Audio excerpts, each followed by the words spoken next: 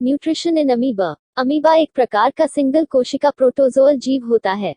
एक अमीबा में न्यूट्रिशन एक प्रक्रिया के माध्यम से होता है जिसे फागोसाइटोसिस कहा जाता है। यह भोजन ज्यादातर छोटे बैक्टीरिया, एल्गी या अन्य पौधे या मृत जानवर जो अमीबा के आसपास उपलब्ध होता है। यह एक आश्चर्य की बात है कि अमीबा, जिनके पास मुंह नहीं होता है और न ही कोई सक्शन तंत्र, वास्तव में भोजन लेते हैं। यह केवल और केवल आकारहीन सेल्स हैं। अमीबा एक सूक्ष्म यूनिसेलर जीव होता है। यह ज्यादातर तालाब के पानी जैसे स्थानों में रहता है। इसकी संरचना में निम्नलिखित बुनियादी घटक शामिल होते हैं। एक सेल मेम्ब्रेन। 2 एक न्यूक्लियस। 3 साइटोप्लाज्म, एंडोप्लाज्म और एक्टोप्लाज्म। 4 छोटे भोजन वैक्यूल्स, ये छोटे बुलबुले की तरह दिखते हैं। 5 उंगलियों की तरह दिखने वाले प्रोजेक्शन को स्यूडोपोडिया कहा जाता है, जिसे झूठे पैर भी कहा जाता है।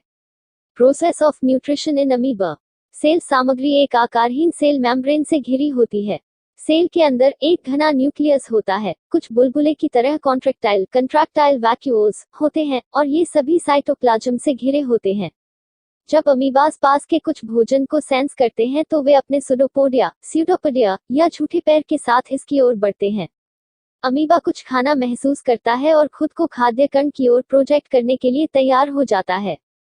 सेल का साइटोप्लाज्म सेल मेम्ब्रेन की सीमा को पुश करता है, उंगली की तरह के आकार या प्रोजेक्शन बनाता है। ये प्रोजेक्शन जब भोजन को छूते हैं तब यह एक खाद्य वैक्यूल बनाते हैं। यह वैक्यूल तब सेल में गहराई से पहुंचाया जाता है। भोजन वैक्यूल के अंदर एंजाइम नामक डाइजेस्टिव जूस होते हैं। एंजाइम जटिल खाद्य अणुओं को घुलनशील प्रकृति के सरल पदार्थों में पूर्ण पाचन में मदद करते हैं। इसके बाद पोषक तत्व भोजन वैक्यूल की दीवार के माध्यम से अमीबा के शरीर में अवशोषित हो जाते हैं। इस प्रक्रिया को हम डिफ्यूजन के नाम से जानते हैं। भोजन अमीबा के सेल बॉडी में सचमुच फैलता है। यदि अमीबा ने उसकी जरूरत से ज्यादा भोजन किया है तो अतिरिक्त ऊर्जा साइटोप्लाज्म में ही संग्रहित हो जाती है। अवांछित सामग्री खाद्य वैक्यूल में बनी हुई होती है और अब इस अवांछित सामग्री को उत्सर्जित किया जाना होता है। दोबारा साइटोप्लाज्म सेल मेम्ब्रेन सीमा की ओर वैक्यूल को धक्का देता है और उस भाग में सेल मेम्ब्रेन को तोड़ देता है और इसी के साथ अपशिष्ट बाहर निकल जाता है। इस प्रक्रिया से ऊर्जा का उपयोग अन्य जीवित जीवों की तरह अन्य शारीरिक कार्यों को विकसित करने, पुनरुत्पादन, रिपेयर और निष्पादित करने के लिए किया जाता है। अमीबा में न्यूट्रिशन का एक होलोजिक मोड होता है और प्रक्रिया को फागोसाइटोसिस के रूप में जाना जाता है। न्यूट्रिशन में शामिल बुनियादी प्रक्रियाएं निम्नलिखित हैं।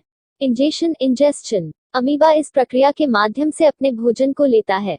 प्रारंभ में यह अपने स्यूडोपोडिया या झूठे पैर को धक्का देता है ताकि यह भोजन को घेर सके। इसके बाद यह भोजन को घेरता है। इस प्रकार खाद्य वैक्यूल नामक एक बैग जैसी संरचना बना जाती है।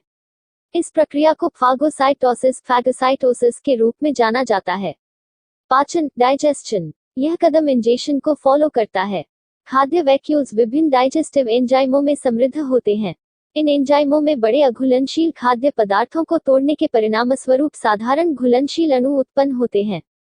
अब्जॉर्प्शन। यह अवांछित खाद्य सामग्री को पीछे छोड़कर साइटोप्लाज्म में पचाने वाली खाद्य सामग्री के अवशोषण की प्रक्रिया है।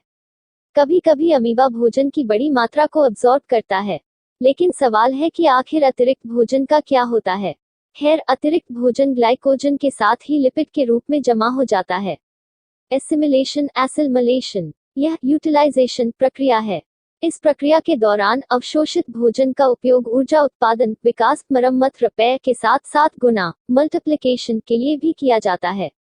एजेशन। अंत में सेल मेम्ब्रेन टूट जाती है ताकि अवांछित खाद्य सामग्री को शरीर से बाहर फेंक दिया जाए।